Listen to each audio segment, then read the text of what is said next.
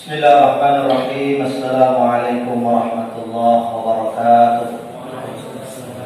Alhamdulillah rabbil alamin, bi ni'matihi tatimmu shalihat wa bi fadlihi tatahaqqaqul ghayat. Allahumma shalli ala sayyidina Muhammadin afdalis sadat wa ala alihi wa sahbihi ahli al-fadail wal karamat. Amma ba'du.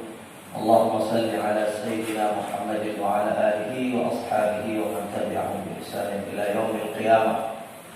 Amma ba'du, ma'asyiral muslimin, jamaah salat maghrib dan isya yang insyaallah kita dimuliakan oleh Allah Subhanahu wa taala. Alhamdulillah, pada malam yang penuh dengan keberkahan ini senantiasa kita bersyukur kepada Allah Subhanahu wa taala atas segala nikmat karunia Allah Subhanahu wa taala. Hari ini, saat ini, malam ini Allah berikan kita banyak nikmat yang tentu tidak bisa kita hitung. Allah berikan kita nikmat sehat, Allah berikan kita nikmat sempat, bahkan tak terbayangkan dan tidak pernah kita pikirkan. Ya, mulai berangkat kita dari rumah, Allah gerakkan hati kita, itu tidak kita pikirkan. Ya, dan Allah mudahkan langkah kaki kita, tidak pernah kita pikirkan. Tapi dengan karunia Allah Subhanahu wa taala, akhirnya kita bisa sampai di masjid ini, ya. Kemudian tidak lupa kita niat iktikaf. Yang kita niat iktikaf beda ketika kita akan berada di masjid tanpa niat iktikaf. Ya, satu perbuatan dia akan berubah dengan sejumlah niat-niat kita yang kita tunaikan. Ada yang berniat di masjid ini sekedar hanya menjalankan kewajiban, salat fardu dan sebagainya, hanya itu yang Allah lihat. Ada juga orang yang berniat naik ke masjid dengan berbagai macam niatnya. Pertama, niatnya tadi salat berjamaah. Yang kedua, kemudian dia tampakkan niatnya lagi, semoga Allah mudahkan. Dengan dia dimudahkan langkah kakinya, dia berniat, dengan itu juga Allah mudahkan segala urusannya. Niat semuanya. Ada juga pula berniat, dengan saya hadir di majelis ilmu, ya Allah kemudian sembuhkan apa yang ada penyakit di dalam diri saya, baik sakit zahir maupun sakit batin. Sakit zahir ya fisik, dikit-dikit capek, kemudian ada asma dan sebagainya, ya fisik. Tapi juga ada penyakit hati. Ya, penyakit hati susah dideteksi. Penyakit hati sudah dideteksi. Ya, fisiknya sehat. Tapi siapa menyangka dia punya rasa dengki, rasa iri, suka menilai orang lain. Padahal belum tentu dia bisa menilai dirinya sendiri. Kemudian dia berniat datang ke sini, iktikaf di masjid ini, dia niatkan bahwa Allah sembuhkan segala penyakit dalam dirinya.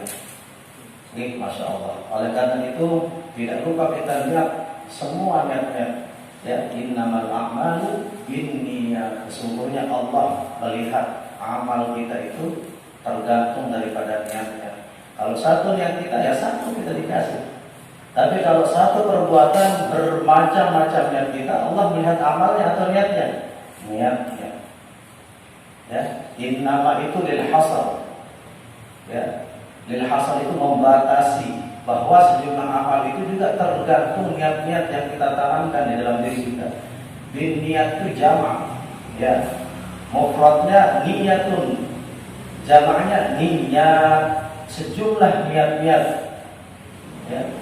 Itu bedanya. Maka seperti peribahasa mengatakan sambil menyelam minum air. Satu perbuatannya tetapi dua yang didapatkan. Terus dan lain sebagainya. Nah, ini yang membedakan amal itu berbeda. Kualitas dan kuantitasnya tergantung dari niatnya. Kalau niatnya nggak benar, maka Allah catat itu nggak benar. Ya, dan lain sebagainya. Belum lagi dia niat ingin memperbaiki dirinya dalam bidang saya, ingin menambah keilmuan saya, niat juga, ya tambah lagi terus. Bahkan para ulama itu ada menulis sebuah kitab An-Niyat namanya. Ya, itu satu amal itu ternyata bisa sampai 20 niat di dalamnya. Dan ternyata Allah melihat niat kita. Ya, itu bedanya amal orang berniat dengan orang tidak berniat apa-apanya. Satu saja dia niatin, dia itu aja yang Allah lihat. Dapat dia pahala hadir di majelis ilmu. Tapi apakah dia dapat pahala yang lain atau keinginan lain? Ya tidak dapat. Belum tentu dia dapatkan. Gitu. Oleh karena itu setiap kita melakukan suatu ibadah, tanamkan sejumlah niat-niat yang baik, karena Allah melihat sesuai dengan harapan kita, ya, sesuai dengan niat di dalam hati kita ini. Bersalawat kepada baginda Rasulullah SAW dengan mengucapkan Allahumma shalli ala Muhammad wa ala alihi wa sahbihi ajma'in. Mudah-mudahan ini terus membasahi lidah kita, ya. Setiap apapun aktivitas kita basahi dengan selain kita membaca ayat-ayat Al-Quran, membaca sholat juga termasuk minal ibadah, ya, termasuk minal ibadah. Ya, saat kita misalnya di perjalanan lagi ngantar anak ke sekolah atau ingin berangkat kerja, ya, karena mungkin kita hafalan kita sedikit, ya, juz amma syukur, juz amma dari an-naba sampai an-nas. Tapi ada juga orang-orang yang hafalannya Allah anugerahkan cuma sedikit saja, ad-duha sampai an-nas misalnya. Penting dia punya hafalan, ya. Atau mungkin dia nggak hafal ad-duha sampai an-nas, ya. Al-Bayyinah kepanjangan, ya, yang dihafal cuma qul saja. Qul huwallahu ahad, Allahus samad, lam yalid wa lam yulad wa lam yakul lahu kufuwan ahad. Tapi sedikit dia punya hafalan, dia sering baca, ya. Daripada mungkin di pondok dulu dia hafal 30 juz dia hafal tapi tidak pernah diulang. Beda itu, ya. Qul huwallahu ahad terus diulang-ulang termasuk minal ibadah yang Allah cintai. Dulu ada seorang sahabat itu sering mengimami orang hanya qul huwallahu ahad saja. Dalam sebuah hadis diriwayatkan seperti itu. Ya, akhirnya sahabat ini ketika mengimamin orang, ya, maghrib dia rakaat pertama qul huwallahu ahad dia baca. Besoknya di Isya misalnya itu aja dia baca. Jenuh orang melihat aksinya. Ya, melihat dia menjadi imam itu aja dia baca. Rakaat pertama itu dia baca, rakaat kedua itu dia baca. Akhirnya ada seorang sahabat lain dilaporkan kepada Rasulullah. Ya Rasulullah, ini cuma qul huwallahu ahad saja dia baca, surat Al-Ikhlas saja dia baca. Gitu. Kami pengen yang lain lah yang sedikit lebih panjang ayatnya dan sebagainya. Akhirnya dipanggil sahabat itu. Benarkah apa yang kau lakukan itu? Kurang lebih begitu riwayatnya. Oh benar ya Rasulullah. Ya, kenapa? Saya mencintai Al-Ikhlas itu ya Rasulullah. Saya cinta sama ayat ini, surat ini, maka sering saya baca. Apa jawaban Rasulullah? Apakah kemudian disuruh mengganti imam? Tidak. Atau apakah dia suruh menghafal ayat yang lain? Tidak. Ya, jawaban Rasulullah malah yang berbeda terhadap apa yang mungkin diminta sahabat yang melaporkannya. Kurang lebih jawaban Rasulullah, hubbuka iyyahu dakhalakal jannah. Kecintaanmu terhadap Al-Ikhlas qul huwallahu ahad itulah yang insyaallah akan memasukkanmu ke dalam surga Allah. Ya, oleh karena itu boleh kita punya hafalan banyak, ya, tetapi tidak kita merasa bahwa kita hafizul Quran dan sebagainya, ya. Tanamkan niat itu tulus karena Allah, kita tilawah tulus karena Allah. Walaupun dia cuma Al-Ikhlas saja, ya. Tapi ternyata amal-amal sedikit itu justru mengantarkan kita kepada rahmat Allah, ridha Allah, dan kemudian mengantarkan kita kepada surga Allah. Masya Allah. Sama juga dengan salawat, Masya Allah. Kita ke kantor, kita bekerja, ada yang berdagang dan lain sebagainya. Ya, di saat-saat pepergiannya dari dari rumah sampai tempat kerja, dia bersalawat kepada Nabi, Allahumma shalli ala Muhammad. Misalnya paling sedikitnya begitu, ya, dia baca terus, dia baca, ya. Itu kata Rasulullah termasuk indikator orang yang termasuk indikator kedekatan kita bersama Rasulullah nanti di yaumil qiyamah. Ya. Kata Rasulullah, "Aktsiru alayya salatan, fa inna salataka ma'rudatun alayya." Ya, dalam riwayat yang lain Rasulullah mengatakan, "Fa in waman kana aktsaruhum alayya salatan kana aqrabuhum minni manzilatan." Kama qala Rasulullah SAW. Orang yang memperbanyak sholawatnya kepada Nabi itu indikator orang yang dekat bersanding sama Nabi nanti duduknya. Ya. Maka ini adalah amal-amalan yang tidak bisa dilihat oleh kasat mata. Siapa tahu ada pedagang-pedagang yang di di jalan yang setiap kali dia nunggu pembeli yang sholawat yang dia dalam hatinya, itu yang luar biasa. Malah kita amalan zahir kita misalnya ya oke, dalam ibadah keseharian luar biasa. Tapi ada amalan-amalan orang itu ya ternyata itu mengantarkannya kepada ridha Allah Subhanahu wa taala. Sahabat juga demikian. Kalau kita baca sejarah dan sirah sahabat Nabi itu tipikalnya beda-beda. Ada yang dekat dengan Rasulullah, dekat, sangat dekat. Abu Bakar As-Siddiq, Umar bin Khattab, Utsman bin Affan, Ali bin Abi Thalib, dekat. Pantas dia punya martabat, kedudukan, kedekatannya dengan Nabi. Karena dekat, ya tentu banyak mendengar petuah Nabi, sabda Nabi, arahan Nabi, motivasi dari Nabi. Tentu ilmunya banyak.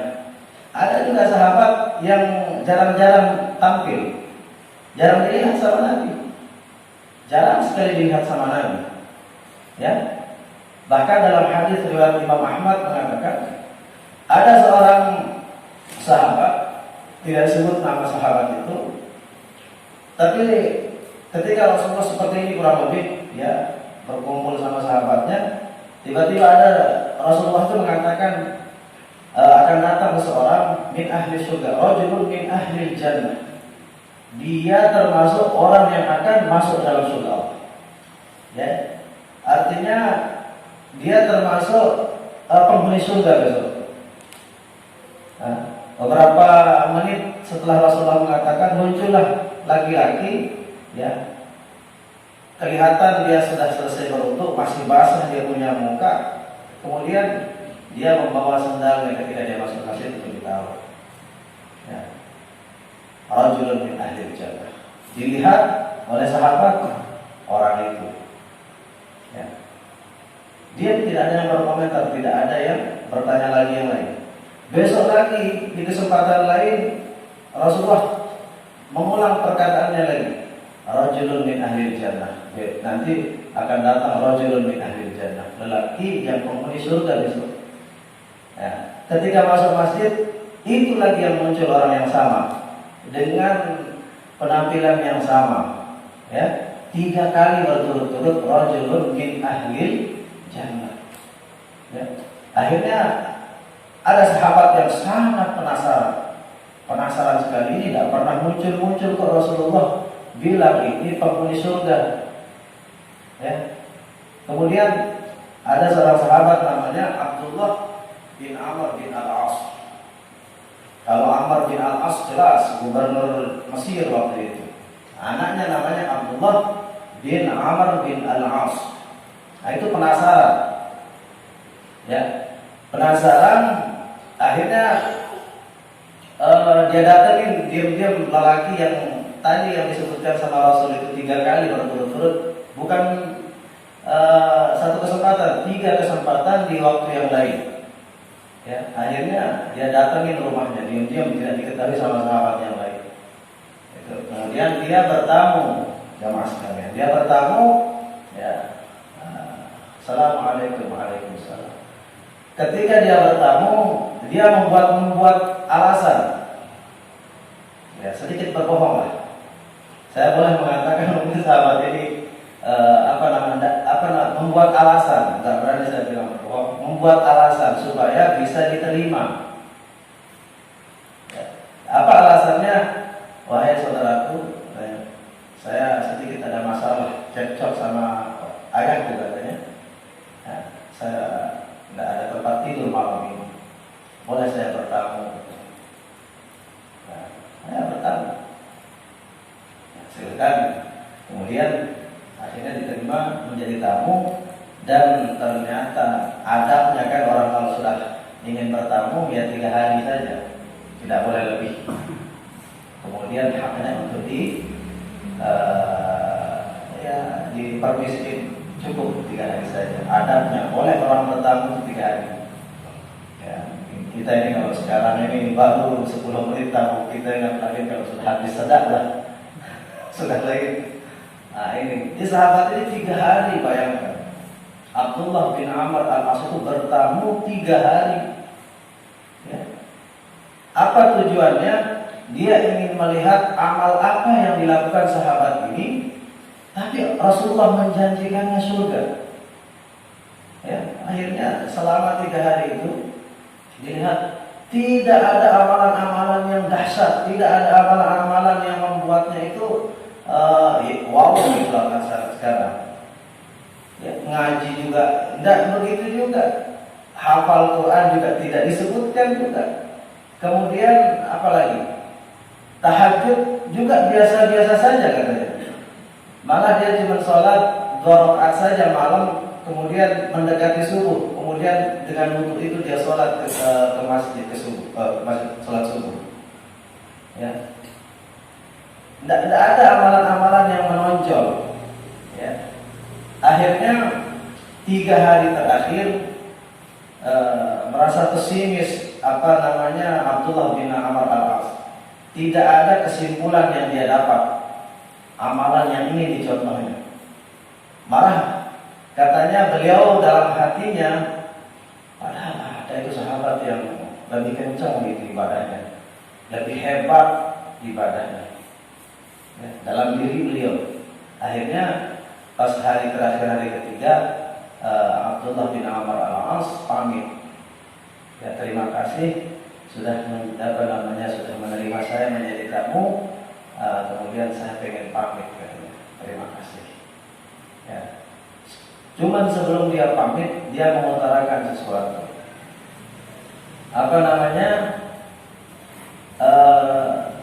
Saya minta maaf. Kata Abdullah bin Amr, saya minta maaf karena alasan saya kemarin untuk menginap bertamu, sebenarnya saya tidak punya masalah sama orang tua saya, ayah saya, ya. Tapi itu saya sekedar alasan untuk diterima untuk menginap sampai 3 hari itu. Ya. Dan saya penasaran terhadap engkau, katanya. Kenapa engkau disebut oleh Rasulullah rajulun min ahlil jannah, sebagai penghuni surga, katanya. Dan mohon maaf, saya tidak menemukan ada amalan-amalan yang luar biasa, amalan-amalan aktivitas ibadah yang melebihi justru sahabat yang lain. Akhirnya saya pamit, mohon maaf kalau ada yang kurang berkenan terhadap alasan-alasan saya tadi. Assalamualaikum. Ya, tidak jauh dari itu dipanggil. Ya Abdullah, katanya. Katanya. Kurang lebih begitu riwayatnya. Pahamlah maksudnya tadi itu. Dia ingin mengintai amalnya. Ternyata apa jawabannya? Ma huwa illa ma ra'aita. Tidak ada yang menonjol dari apa yang saya harus lakukan dari ibadah itu kecuali sekedar engkau lihat saja. Ya begitu saja amalan saya, ibadah saya setiap hari, setiap malam itu gitu saja. Ya zikir, doa sebelum tidur doa saya, bangun tidur doa saya, itu aja. Sama seperti orang lain. Illa katanya, ghayra ma ajidu ala nafsi minal muslimina ghisha. Kecuali mungkin saya dalam diri saya itu tidak ada tertanam rasa dengki dari kepada orang lain. Rasa ingin membohongi orang lain, ya, dendam ke orang lain. Tidak ada itu dalam diri saya. Wala ahsudu ya, ala ahadin minal muslimin, kurang lebih begitu kalimat beliau. Ala khairin ma a'tahu Allahu iyyahu. Dan saya juga tidak merasa dengki iri hati terhadap yang Allah berikan kepada orang. Orang diberikan nikmat rezeki, misalnya saya nggak pernah iri sama orang. Ya. Orang mungkin usahanya lancar, nggak pernah saya sedikit pun nggak pernah ada rasa itu. Ya. Lalu apa jawaban Abdullah bin Amr bin Al-As? Mengatakan, hadihi ballagta ghairam allati ma natiqu bihi. Kata beliau kurang lebih, pantas katanya, inilah amalan dahsyatmu yang justru mengantar kamu kepada surga Allah yang belum tentu kami bisa. Masya Allah, ini luar biasa. Oleh karena itu jamaah Maghrib dan Isya yang dimuliakan oleh Allah, jamaah perumahan Geria Sehati, jadi ada amalan-amalan itu yang justru mengantarkan kita kepada ridha Allah meskipun dia tidak zahir. Ya. Tapi juga amalan zahir tidak boleh diremehkan. Mana sifatnya amalan zahir? Amalan yang bisa dilihat orang juga. Ya. Mungkin dia misalnya dalam perasaannya ingin menata hatinya misalnya. Ya, menata hatinya bagus-bagus. Ya. Tetapi amalan zahir dia tinggalkan. Sholat berjamaah enggak. Ya, Allah menyuruh Rasulullah memberikan fadilah membaca Quran juga tidak. Ya, menghafal Quran juga tidak menghafal. Akhirnya dia tinggalin yang sifatnya ibadah zahir yang bisa dilihat. Ya, ibadah sunnah juga tidak. Tapi dia cuma hanya menjaga hati saja. Kan mungkin ada di tengah masyarakat begitu. Ya, dia lebih mementingkan ibadah hati misalnya. Nah, ini juga kurang balance, tidak seimbang. Artinya maksud kami adalah bahwa dalam beribadah itu harus seimbang. Contohnya pemuda ini jamaah sahabat ini sholat dilihat sama Rasulullah, sholatnya istiqomah, ya istiqomah. Tetapi yang membuat Rasulullah itu memberikan persaksian bahwa min ahlil jannah, penghuni surga, ibadahnya yang lain. Ada juga sahabat yang lain yang berbeda juga, tapi Rasulullah sematkan dia min ahlil jannah. Min ahlil jannah. Bukan dilihat dari ibadah zahir, ada juga ibadah-ibadah yang lain. Oleh karena itu, kita harus punya ibadah-ibadah andalan juga termasuk. Di samping ibadah itu yang zahir tadi itu. Nah, itu kan kewajiban. Sholat kewajiban kita memang. Ya. Oleh karena itu Al-Quran memberikan gambaran manusia itu ada 3 klasifikasi manusia.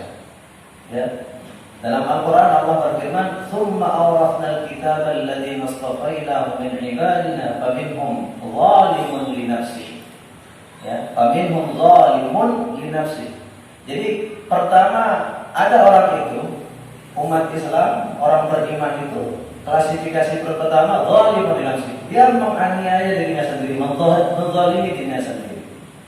Ya, dia diberikan sehat oleh Allah, tapi dia tidak memanfaatkan kesehatannya. Dia punya fisik bagus, tidak dimanfaatkan fisiknya dengan bagus. Ya. Allah berikan dia harta, tidak digunakan hartanya untuk ke jalan Allah misalnya, berinfak, sedekah, semau gue misalnya. Ya. Tidak peduli dia dengan lingkungannya, dia tidak peduli dengan orang-orang di sekitarnya. Bahkan mungkin tetangganya juga tidak peduli. Ini termasuk orang-orang zalimun li nafsi. Dia menganiaya dirinya sendiri. Ya. Karena apa? Semua yang Allah berikan itu kan Allah hisab besok. Ini semuanya, ini nikmat sehat, nikmat sempat, nikmat muda, ini kan titipan semua.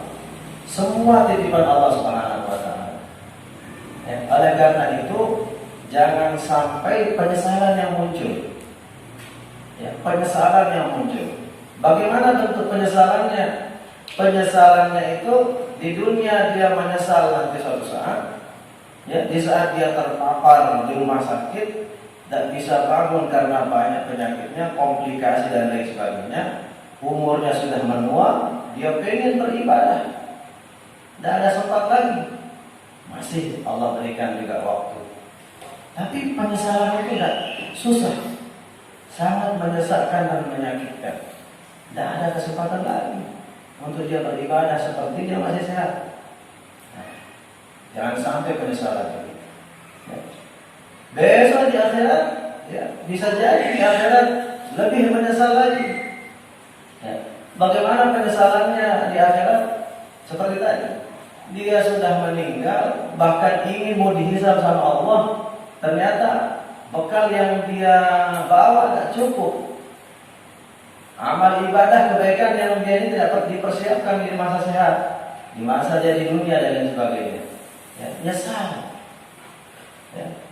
Bahkan ada satu ayat yang menggambarkan seorang hamba itu menyesal-nyesalnya.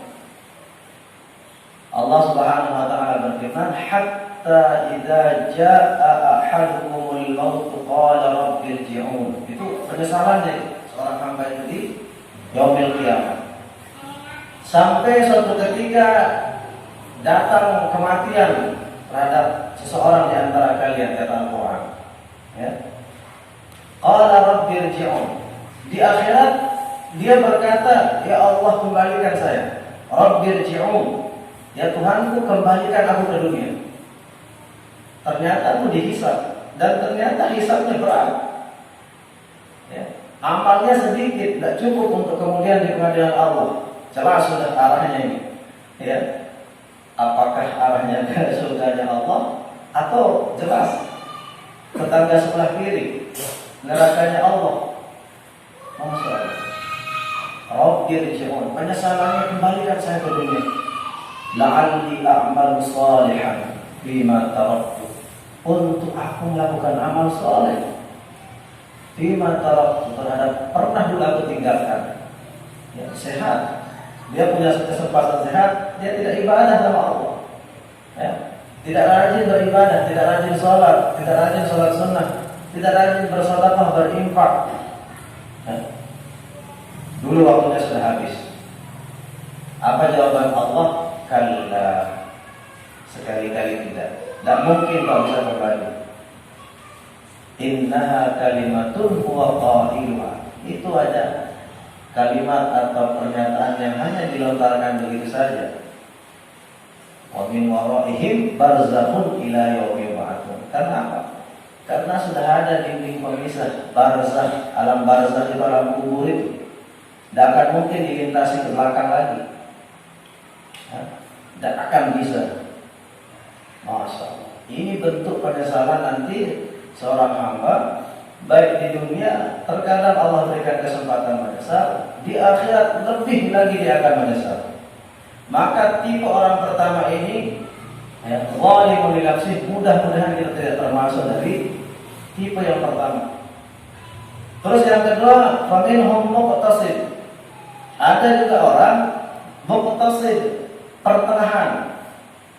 Kalau saya mengistilahkan pertengahan ini adalah orang-orang yang tipe hemat, ya, ada tipe hemat lah, ya. Menghemat diri. Gimana contohnya? Sholatnya rajin yang fardu. Ya mungkin karena dia kewajibannya, ya, rajin dia sholat fardu, ya. Tetapi bermalas-malasan terhadap yang sunnah, ya. Ibadah amalan sunnah, ya, meskipun tidak wajib. Contoh, salat fardu isya misalnya. Salat fardu isya itu ada dua salat sunnah yang mengikatnya, menyertainya. Yang sebelumnya atau salat sunnah yang sesudahnya. Qabliyah yang sebelum, ba'diyah sesudah. Ini salat sunnah. Ya, salat sunnah. Tapi tidak mau dia lakukan. Sholat isya udah, let's go pergi. Tidak mau sholat sunnah. Nah ini paket hemat ini. Ya, orang yang paket hemat, ya, rugi. Dalam kitab Bidayatul Hidayah ada karangan Al-Imam Al-Ghazali. Beliau mengumpamakan ibadah fardu dan ibadah sunnah itu seperti orang berusaha, tijarah, berdagang. Fardu itu adalah modalnya, sunnah itu adalah labanya, kata beliau. Ya. Tentu karena modal ya, memang harus ketika kita berdagang harus ada modal, wajib harus ada modal. Kita harus berdagang. Tetapi ketika ada orang berdagang ya dengan modalnya, ada dua kemungkinan. Bisa hanya modalnya saja kembali, bisa juga rugi atau bisa juga dengan labanya.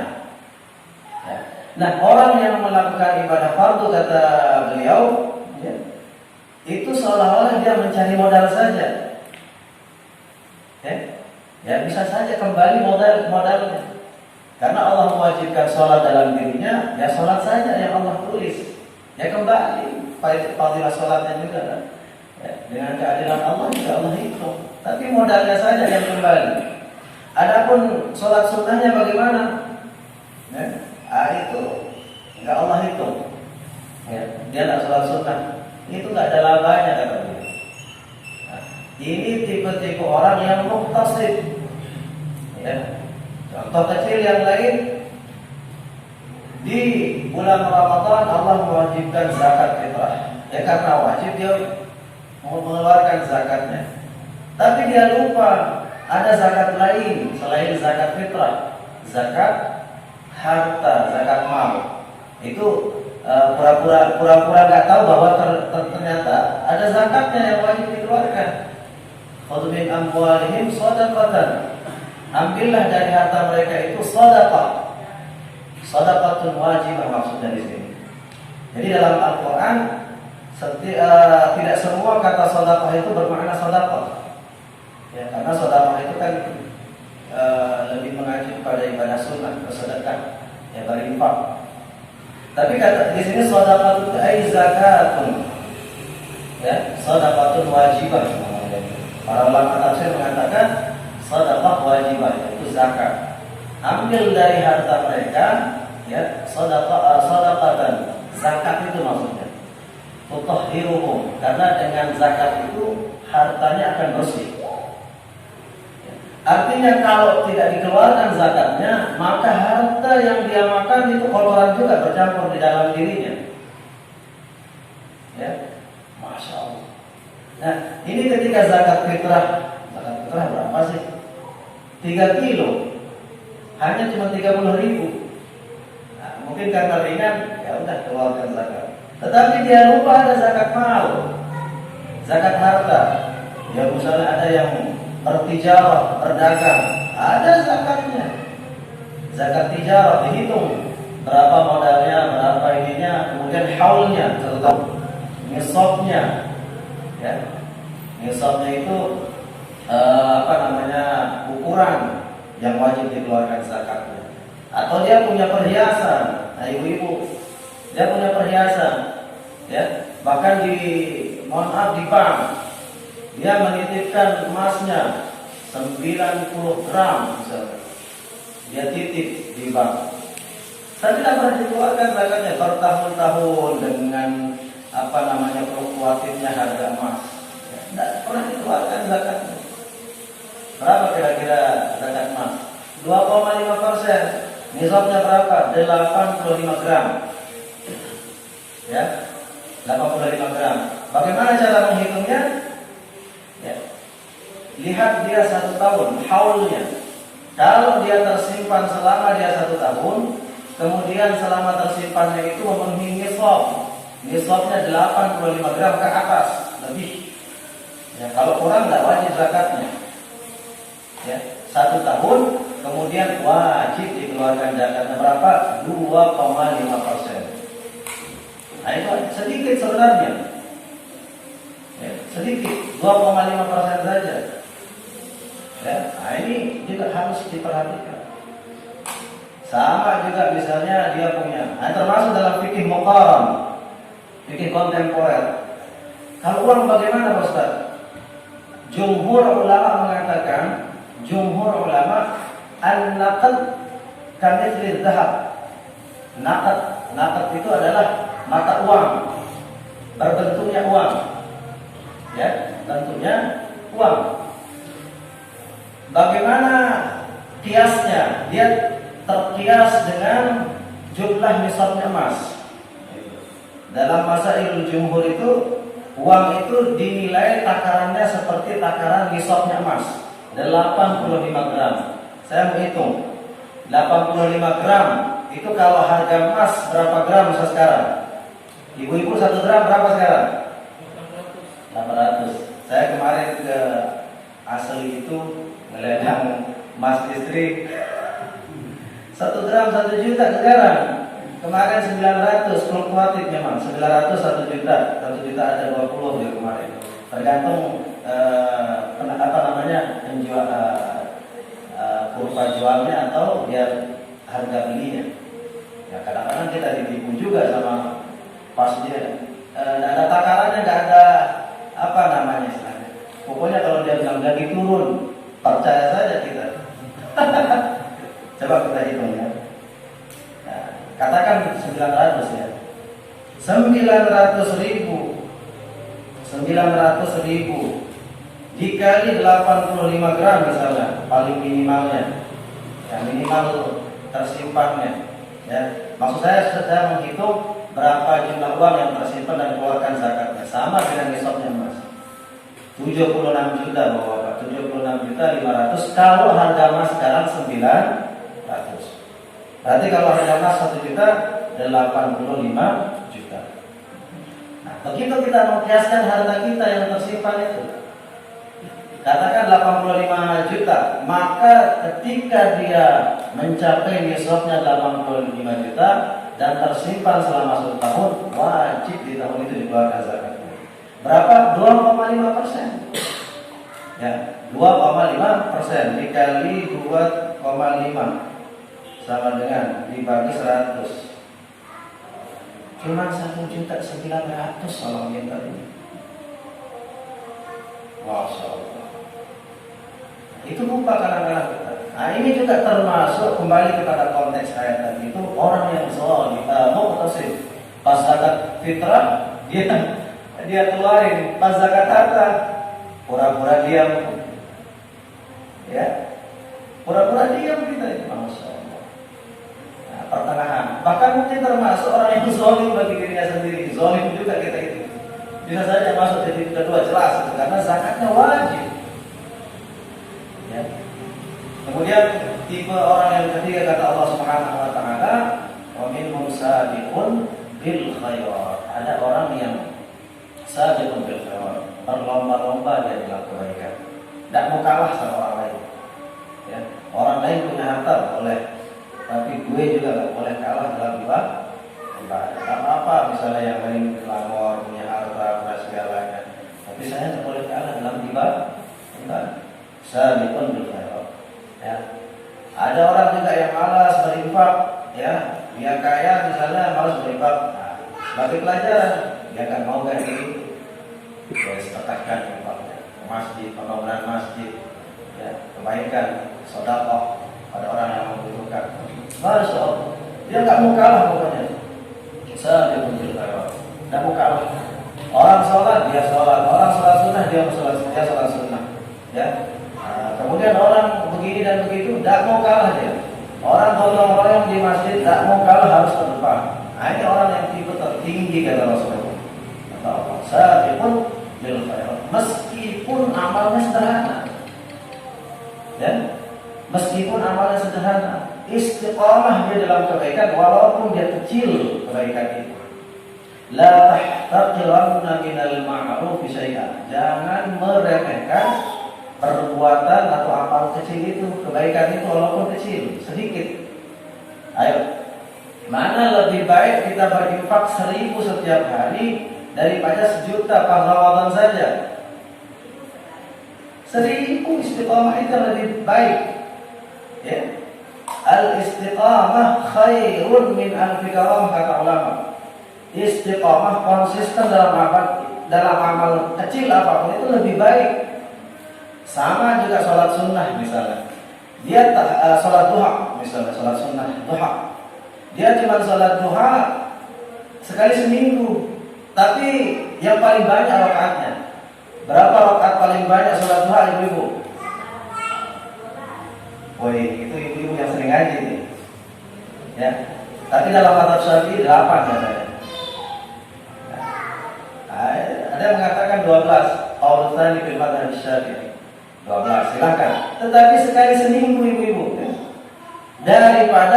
yang dia sholat setiap hari 2 rakaat, mana lebih afdal? Lebih afdal sholat yang kontinu setiap sholat waktu duha itu daripada dia kuantitasnya cuman kapan itu. Ya. Nah ini penting ini. Nah, tetapi yang paling baik apa?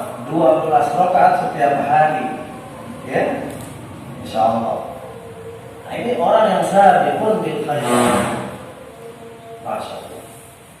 Oleh karena itu jamaah yang dimuliakan oleh Allah Subhanahu wa taala, momentum kita sekarang ini adalah momentum muhasabah di akhir tahun 2020.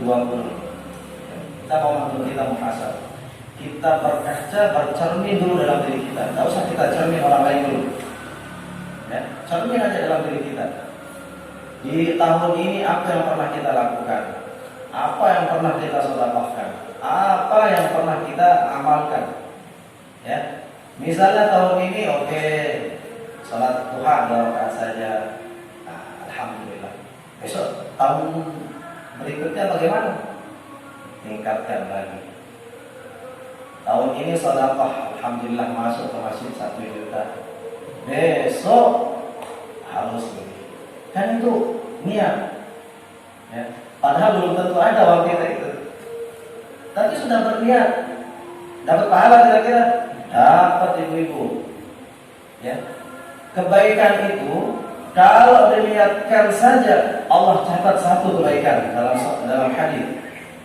Ya, dalam hadis Arba'in An-Nawawi, kebaikan itu kalau diniatkan belum dia lakukan Allah catat 1. Beda kalau kejelekan, ya dia ingin melakukan kejahatan, apakah Allah catat niatnya, keinginannya sebelum dia melakukan? Belum. Tapi kalau kebaikan, begitu dia sudah ada niat, Allah catat 1. Niatul mukmin khairun min amali. Niatnya itu lebih baik daripada pekerjaannya malahan. Niatnya saja, besok tahun 2021 saya ingin infakkan harta saya 1 juta misalnya ke masjid. Meskipun besok usahanya mungkin bangkrut, tidak apa-apa, penting niat. Ya. Siapa tahu Allah lipat gandakan. Niatnya 1,5 juta besok ternyata memberikan 10 juta. Masya Allah. Bangun optimisme, bangun dalam diri kita itu husnuzon saja. Buang rasa-rasa tadi, seperti sahabat tadi itu, buang menilai orang lain itu capek kita bapak-bapak. Menilai orang lain itu capek. Ya. Introspeksi dalam diri kita ini. Emang kita ini sudah ada jaminan, belum tentu ada jaminan. Masya Allah. Oleh karena itu, muhasabah ini penting. Muhasabah ini evaluasi dalam diri kita, ya. Muhasabah. Baik umur kita, waktu kita koreksi baik-baik. Ya, mudah-mudahan di akhir 2020 ini adalah kita termasuk orang-orang yang sabiqun bil khairat. Ya, masya Allah. Sama juga ketika kita bermasyarakat, ketika bermasyarakat, berinteraksi dengan masyarakat di perumahan, misalnya contoh kecil, komunitas kita terkecil misalnya di perumahan ini juga masya Allah. Ya. Jaga perasaan kita, jaga kemudian omongan kita dengan orang-orang sekitar kita. Itu lebih baik daripada kemudian kita sibuk dengan amal kita sendiri sebenarnya. Dalam kaidah fikih itu, ya, al-amal al-muta'addi khairun min amalil lazim. Ya. Al-ibadah al-muta'addi khairun min al-ibadati al-lazim. Maksudnya apa? Ibadah yang punya kontinuitas, ada kesenyambungan dan ada efeknya terhadap orang lain, manfaatnya ke orang lain, ternyata lebih baik daripada amal lazim. Ya, minal ibadatil qasir, dari ibadah yang hanya untuk kita. Lebih baik ibadah yang sifatnya sosial daripada ibadah yang sifatnya individual. Contoh ibadah sosial itu banyak. Sedekah ibadah sosial, infak ibadah sosial, zakat ibadah sosial, ya. Bermusyawarah ibadah sosial, ya. Rapat di tetangga, rukun tetangga ibadah sosial. Karena apa? Manfaatnya bukan hanya untuk kita, tetapi untuk orang lain. Bersih-bersih buat, Masya Allah, itu lebih afdal daripada ibadah al-qasir, ibadah yang hanya untuk pribadi kita. Nah, tetapi juga jangan pincang, ya, jangan pincang. Ibadah individualnya dibina, tetapi ibadah sosialnya juga tidak. Ada juga ibadah sosial lancar, ya, sampai searisan-arisannya lancar, Masya Allah, ya. Tetapi ibadah pribadinya tidak ditingkatkan. Ibadah tadi, salat duha, salat-salat yang lain, ibadah-ibadah sunnah yang lain tidak ditingkatkan, juga rugi.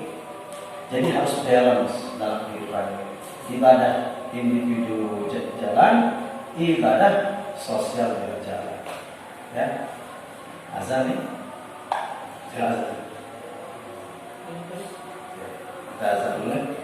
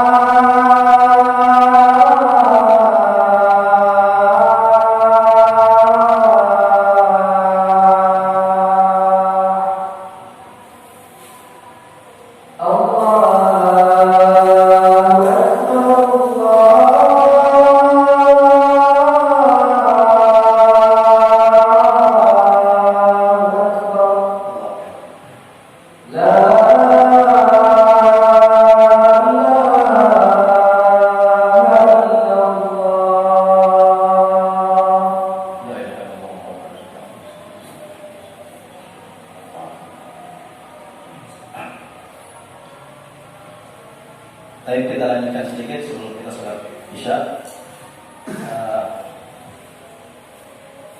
Bahwasanya Alhamdulillah kita berada di penghujung 2020 ini, Masya Allah.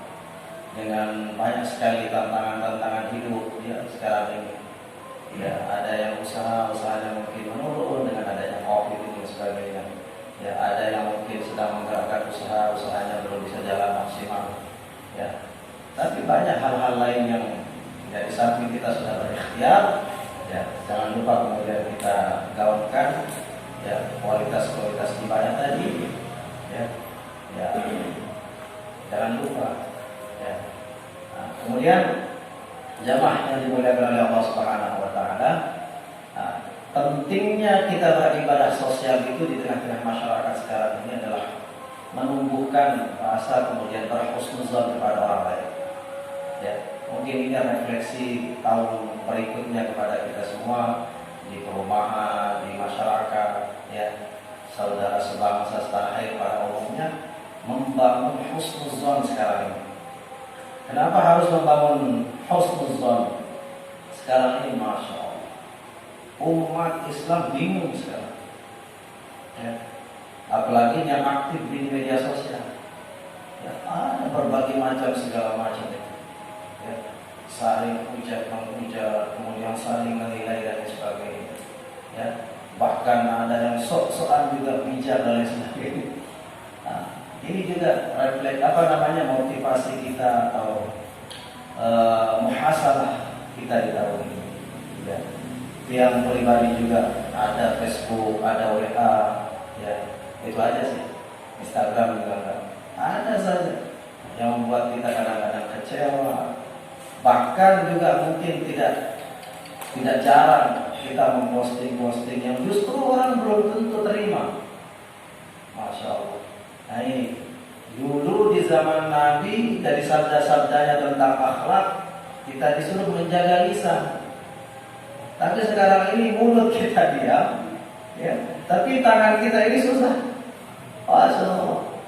Ya sekarang ini. Ya. Oleh karena itu luar biasa dalam surat Yasin itu, Bapak-bapak. Kalau kita bisa amati surat Yasin ayat 65 kalau tidak salah, ayat 56 atau 56, 65 kurang lebih gitu. Itu ternyata nanti di hari kiamat itu bukan hanya mulut saja kita dihisab, tangan malah memberikan saksi. Al-yawma nakhtimu ala afwahihim. Al-yawma nakhtimu ala afwahihim. Di hari akhir nanti itu Allah tutup mulut kita, nggak bisa ngomong. Seperti kita nggak bisa ngomong sekarang. Tapi apa? Allah berikan kesaksian tangan, ya, terhadap apa yang kita perbuat. Dalam arti bahwa bisa saja ketika kita ngomong ternyata ini jadi saksi. Tubuh kita ini jadi saksi terhadap apa yang kita omongkan. Nyakitin orang lain, menghujat orang lain, menilai orang lain dan lain sebagainya. Kayaknya nggak harus. Ya, Masya Allah. Lebih baik kita terus introspeksi diri kita, perbaiki diri kita itu lebih baik. Ya. Bahkan sekarang ini persaksian tangan itu jangankan di yaumil qiyamah. Kalau ini ayatnya kan konteksnya yaumil qiyamah. Tangan kita akan memberikan saksi. Sekarang tangan bisa memberikan saksi. Mana contohnya? Sidik jari. Sekuat-kuat kita bilang kita gak pernah nyolong, tapi sidik jarinya ada di sana, pasti milik kita itu. Masya Allah. Ya. Bisa dia memberikan saksi tangan ini. Ternyata konteks ayat itu walaupun itu di yaumil qiyamah, ternyata juga dia bisa memberikan saksi dia di kehidupan nyata sekarang di dunia. Ini tantangan kehidupan kita sekarang ini, Masya Allah. Lebih baik kita menata diri kita bagus-bagus, ya. Lebih baik kita menata diri kita bagus-bagus dulu, baru kemudian kita action keluar. Ya bisa saja kita pintar lihat di medsos segala macam, ternyata ibadah kita juga gitu-gitu saja. Ya. Nah ini menjadi catatan-catatan kita, ya, yang pribadi juga. Ya. Banyak hal-hal yang mungkin sia-sia kita lakukan di tahun ini misalnya, tapi insya Allah di tahun berikutnya kita tidak boleh marah. Bahkan bukan hanya besoknya, sekarang ini setelah kita ngaji, kemudian kita aplikasikan kebaikan-kebaikan yang belum sempat kita lakukan, ya, atau ada yang kurang kita tambahkan, ada yang kurang sempurna kita perbaiki kesempurnaan itu. Katanya Imam Ibnu Athaillah itu rubba umrin ittasa'at amaluhu qallat amdahu, kata beliau. Ya, dalam Al-Hikam Ibnu Athaillah itu mengatakan rubba umrin ittasa'at amaluhu. Terkadang umur itu panjang, umurnya 100 tahun, qallat amdahu, tetapi manfaatnya sedikit, amalnya sedikit. Bisa jadi terjadi. Wa rubba umurin, ya, qalilatun amaluhu, ya, katsiratun amdahu. Tapi sebaliknya, terkadang umur itu dia sempit sedikit, umurnya 5 tahun, 6 tahun atau 10 tahun, tetapi manfaatnya lebih baik. Mana kira-kira lebih baik?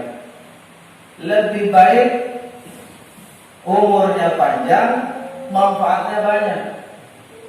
Tapi bisa saja terjadi, ya, kita ini cuma umur saja yang panjang, lebih tua lah. Kadang-kadang kan kita sombong ngomong begini, bapak-bapak, lo tahu apa anak muda? Gue ini sudah banyak makan garam, ya, sudah puluhan tahun saya mengenyam kehidupan ini. Tapi tidak menerima kebaikan dari anak muda, misalnya, masalah, ya, tidak penting itu. Ya. Tetapi juga anak muda, walaupun orang tua itu mungkin pendidikannya standar, hanya mungkin lulus SMA. Ini anak muda sekarang, ya, umur 27, 30 sudah dokter, bapak ibu, meremehkan orang tua. Tak boleh terjadi itu. Kenapa? Karena bisa saja kebaikan itu ada orang lain punya, kita nggak punya. Mana contohnya, misalnya orang anak muda tak boleh meremehkan orang tua. Ya tak boleh kita remehkan orang tua, orang yang lebih besar dari kita, karena dia sudah lebih mengenal Islam lebih dulu. Dia sudah bersyahadat lebih dulu, walaupun pendidikan kita lebih tinggi. Pun juga sama, ya, orang tua tidak boleh meremehkan anak muda. Bagaimana indikator cara berpikir kita? Tidak boleh kita remehkan orang lain yang lebih muda tadi, karena kita yang tua ini mungkin lebih banyak dosa kita, karena lebih panjang amal-amal kita tadi yang tidak bermanfaat tadi, ya. Sementara anak yang lebih muda, umurnya 15 tahun, mungkin belum banyak dosa yang dia lakukan seperti dosa yang sudah lama kita lakukan. Jadi begitu cara kita bermasyarakat, saling menghargai, menghormati, sehingga pas dia. Ya. Oleh karena itu hikmah tadi dari Ibnu Athaillah itu sangat kita renungi bersama, harus kita renungi bersama. Ya, kita introspeksi diri dan mudah-mudahan kita termasuk orang-orang yang tipe ketiga yang Allah sebutkan itu sabiqun bil khairat. Amin ya rabbal alamin. Mudah-mudahan ini kajian bermanfaat, ya, terutama bagi yang pribadi, dan mudah-mudahan bermanfaat pada semua kita ini. Mudah-mudahan Allah berikan kesehatan, keafiatan dalam diri kita. Ya, mudah-mudahan kita terhindar dari COVID sekarang ini, Bapak. Tadi karena saya sebagai guru juga, ya, semula katanya kita harus masuk, ternyata ada rapat-rapat lain di tingkat Kota Pendidikan Mataram, ya, masih dievaluasi oleh Satgas COVID-19. Ya, di Mataram katanya termasuk meningkat lagi seperti di Jawa Tengah. Allahu a'lam, kita doa bersama, mudah-mudahan ini berlalu, ya, meskipun tidak dirilis oleh pemerintah. Mudah-mudahan kita terhindar dari hal ini. Ya, kita tunggu bersama, mudah-mudahan juga anak-anak kita juga supaya tidak jauh di rumah. Ya mungkin apalah nanti ke depan kebijakan-kebijakan yang tepat untuk kita dan lain sebagainya. Insyaallah dengan kita berdoa, Allah berikan kita keafiatan, kesehatan, kemudahan dan keberkahan dalam segala urusan kita. Amin ya rabbal alamin. Hadanallahu wa iyyakum ila shiratal mustaqim. Wassalamualaikum warahmatullahi wabarakatuh.